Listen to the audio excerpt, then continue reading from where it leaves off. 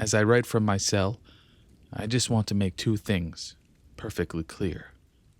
I don't regret a fucking thing that I did. And Vivian is the light of my life.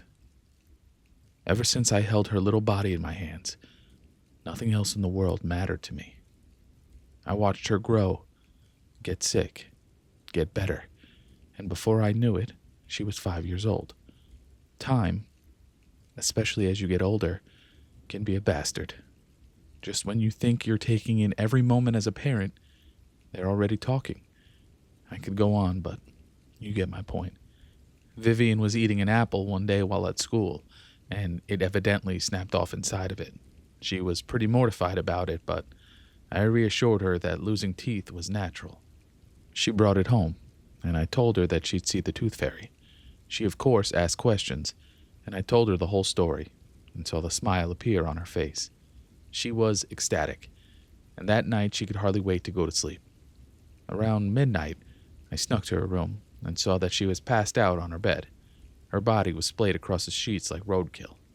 It was a sight that always made me smile. She was a little goofball. I lifted up the sheet to place a dollar bill under there and retrieved the tooth, but when I looked underneath, something was already there. A silver dollar, bright and shiny, too. I felt odd because I didn't remember my wife, Susie, telling me that she would be playing Tooth Fairy tonight, and I most definitely didn't remember us having any sort of silver dollars lying around.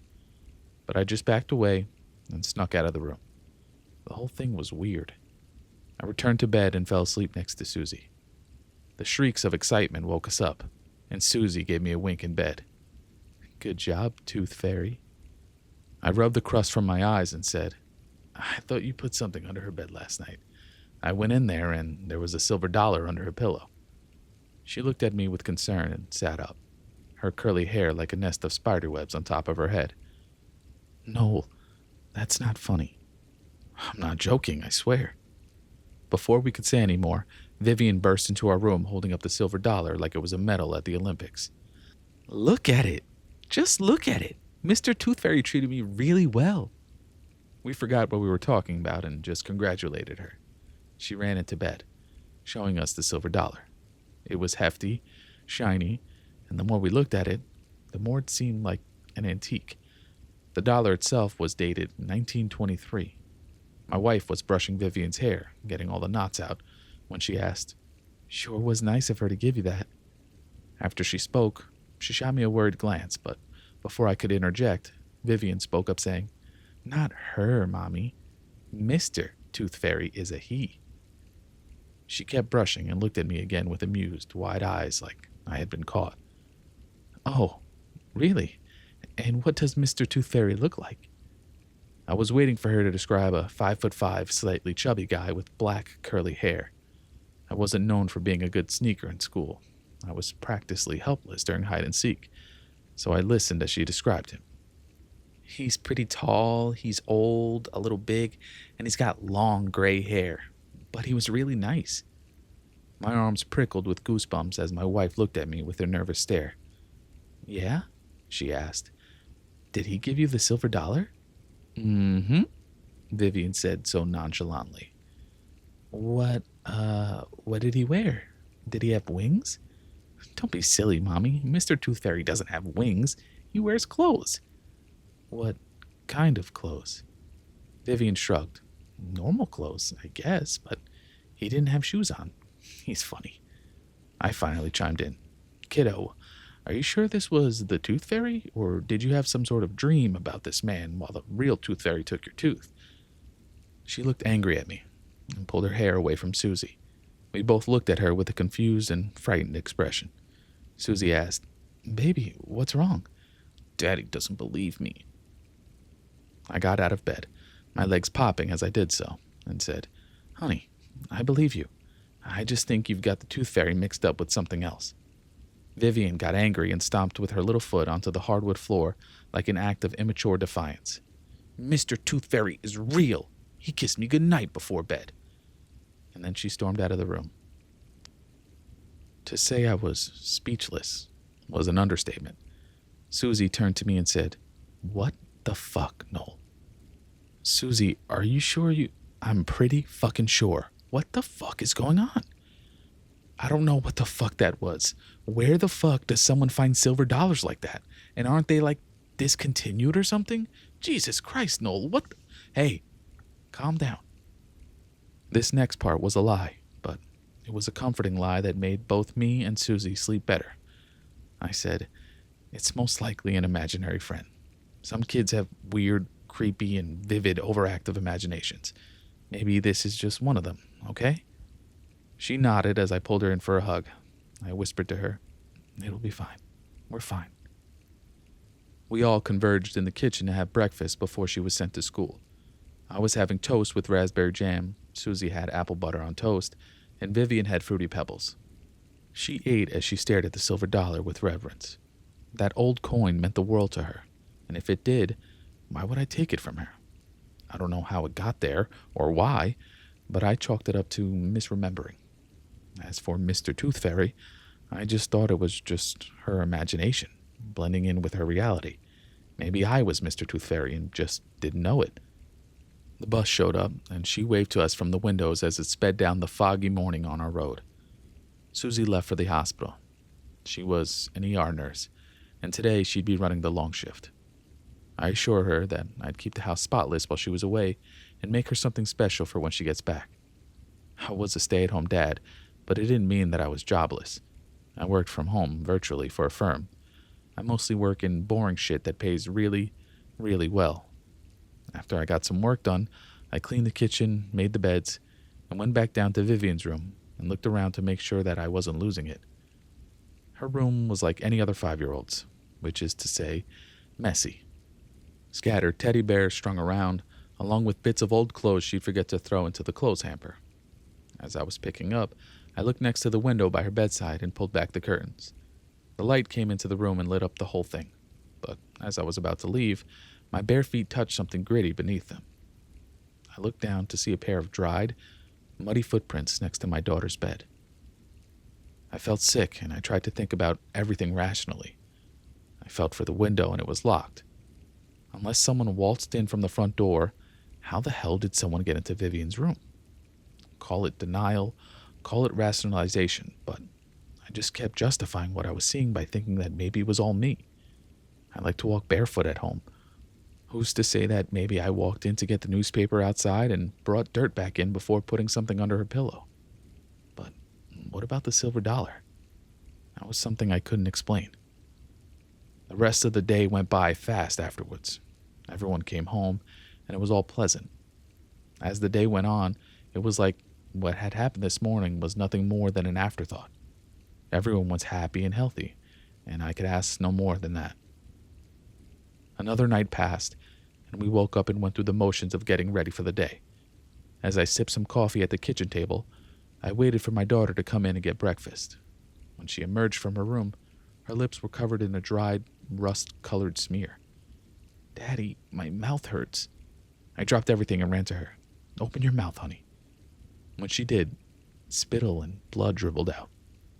I looked to the back of her mouth and saw a raw, bloodied spot where one of her molars used to be. Susie turned around from the stove and asked, "What's going on?" "She lost another tooth." "Oh, baby, I'm so sorry. Get me some tissue paper." She handed me a fistful as I stuffed them in her mouth. "We'll change these out before you go to school. If you need any more, ask the nurse." "Did you swallow your tooth in your sleep?" Vivian didn't answer. She just nodded in silence like she was ashamed. Susie and I gave each other a knowing glance. This didn't sound right, and it didn't sit right with us. But we didn't want to interrogate her right before school and her become a blubbering mess when the bus would eventually arrive in front of the house. The bus came, and my wife was donning her scrubs for the day. As she was double-checking to make sure that she had everything, I asked her, "What do we do about the tooth, huh? Do we tell a dentist or a doctor about it? I've never swallowed a tooth before." She sighed. "Nothing. It just passes through you." "Want me to be the tooth fairy and put something under her pillow before she gets back?" "Oh, you mean Mr. Tooth Fairy." "Right. Almost forgot." I kissed her and told her to have a good day at work. I went back into the house and went through the rounds again. Pulled out my laptop and worked for hours until my eyes stung. I got up and cleaned up the kitchen and then made our beds. Then I went into Vivian's room and saw how much she bled onto that pillow. It was a small, dark brown stain that was almost an oblong oval, apart from the roughened edges from where she probably stirred. Good God, I said. I went to work, stripped the sheets, and got to taking the pillows out of their cases. Yet, when I lifted up the pillow, I saw another silver dollar. It was polished, practically spotless, and it was just staring at me. I was just utterly in shock. How the hell did this happen? Who was doing this? As I stuffed everything into the washer, I took my keys and drove to the nearest Walmart to grab a cheap hidden camera. I stalked the aisles endlessly until an employee asked me what I needed. I simply said, "My daughter is sleepwalking." A lie, sure, but there was no harm in it. The man scratched his head and looked over the selection in the electronics. Oh, this one will do quite nicely. He was a tall guy, and he reached up and got a baby monitor for me. No step ladder needed. His pudgy face smirked at me and said, "This'll do the job. 1080p resolution, Wi-Fi accessibility, and you can watch the footage from your phone. Trust me, it's easier than it looks." And the price? Oh, it's nothing, especially in today's economy. $50 even, plus tax. Not bad. I'll ring you up if you're ready. I walked over to the electronics section register as he punched in the price. I forked over my credit card and paid it right then and there. I pulled up my phone to check the time. I wanted to get back early enough to set up the camera and make dinner. My nerves were just shot to shit, and I was just so over this whole thing. I just wanted everything to go back to normal. Evidently, I can't mask my emotions well, because the next thing I know, this employee leaned over and asked me, "Everything all right?" I looked up and saw that he was looking very concerned, but I just waved him away. Just some personal things. He looked at me, and I could tell it was out of pity. He nodded to himself and said, "Tell you what, I'll give you 50% off on me." "Sir, you don't have to..." I want to do this. You're clearly going through some shit." I didn't know what to say, and I just went with it. "Thanks. You have a good one. I'll be praying for you." I returned home and quickly set up the baby monitor. I sat it up in the corner of her room and buried it in plush toys and crumpled up blankets. After that, I configured it to my phone, and before I knew it, I got my camera feed up. Unfortunately, that's all it was. There was no motion detection, and I just had to watch the feed. I knew it was cheap for a damn reason. I shouldn't have let that employee talk me into getting it, but it was too late to go back and swap it out for something more high-tech. I ran back to the kitchen to get supper started, and before I knew it, the bus was pulling up to bring Vivian back. I still had the silver dollar from under her pillow in my pocket. She opened the door and tossed her backpack onto the couch. She ran to give me a hug, and I hugged her back. "How was school?" "We learned about photosynthesis and science." "Aren't you a little young for you kids to be learning that?" "Nah, we're big enough. We're not kindergartners." "Fair point." The coin was burning a hole in my pocket, and as I set the pasta to boil, I turned around to face her as she was coloring in pages in her coloring book. I withdrew the coin from my pocket and asked her, "Did Mr. Tooth Fairy come back last night?" She said nothing and continued to color. "Come on, Vivian. You're not in trouble."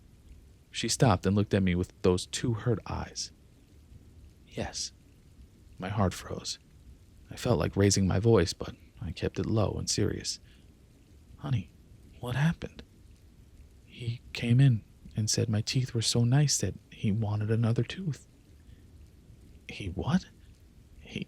He just wanted another tooth, Daddy, I swear. Am I in trouble?" I felt gross making my daughter cry, but I needed answers. "How does he get in?" She jumped at me, raising my voice so suddenly, and she began to cry. I let him in. I'm sorry." Her tears were falling, and I rushed to comfort her. She was in hysterics, as she was snotting and sniffing in my arms. I just patted her back and told her, "It's okay, sweetie. It's okay." I warned her not to let anyone into her room anymore, especially Mr. Tooth Fairy. Susie returned looking exhausted, and she told me it was a rough day. I told her about everything, the new silver dollar, the camera, and Vivian's confession to me.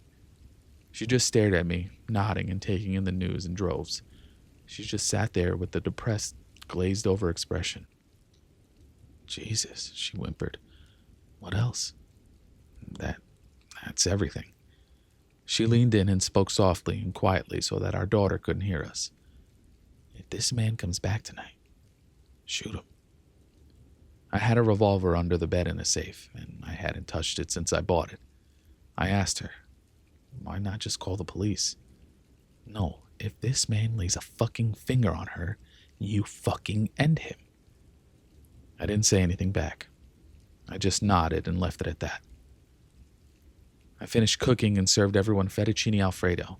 What should have been a welcoming family dinner was nothing but uncomfortably quiet. We watched TV, I helped her with homework, and we all went to bed. I grabbed the gun safe from underneath the bed and pressed the 5-digit code in. When it opened, I saw a revolver untouched by time. I opened the cylinder and saw it was still loaded. When I went to bed, my wife fell asleep, and through the baby monitor, I saw Vivian drift into sleep. The camera worked like a charm, and I set it to record overnight.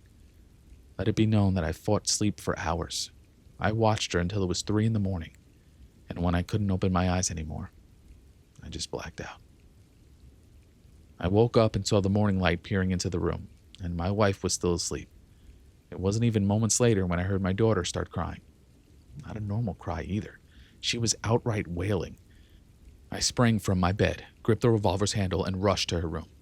I flung the door open, and the window had been splintered at the bottom, as someone forced it open. But then I see my little girl cupping her mouth, blood seeping through her fingers, and then she removed them to call out my name. I saw that all her teeth were gone. There was nothing but blood-soaked gums. My wife came in after me, and she screamed at the sight of her baby. She ran to get something to stop the bleeding. I screamed at her. I couldn't hold it back anymore. I was terrified for her. What the fuck happened? I thought he was nice. I scooped her into my arms and wept for her. But as I did so, I heard the sound of metal clinking together behind her. I removed the pillow to reveal a sack of silver dollars, one for each tooth that was ripped out of her mouth. Susie's experience in the ER helped her prepare for situations like this. She took care of Vivian and knew exactly what to do. She called 911 to report the crime, but as she did so, I reviewed the footage. At 4:46 a.m., someone appeared in the window of my daughter's room and tapped on the glass. Vivian sat up in bed, and instead of letting him in, she shook her head at the silhouette. But the figure withdrew a crowbar and pried the window open. He crawled in, and Vivian was stunned, too scared to move. He wore a backpack and withdrew a bottle and a rag. He poured something into it and shoved it into her face. The bastard drugged her. From his backpack, he withdrew pliers and began to dig into her mouth. He took his time, too. I could feel rage bubble up inside with every tooth he ripped out, and for a brief second, the wooden floor of the house popped, and he looked around in panic, worried that he was going to get caught, and then I saw his face.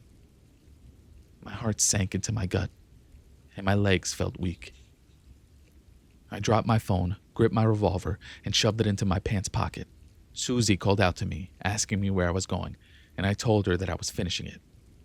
I drove back to Walmart and ran to the electronics section. The man who sold me the camera was behind the counter.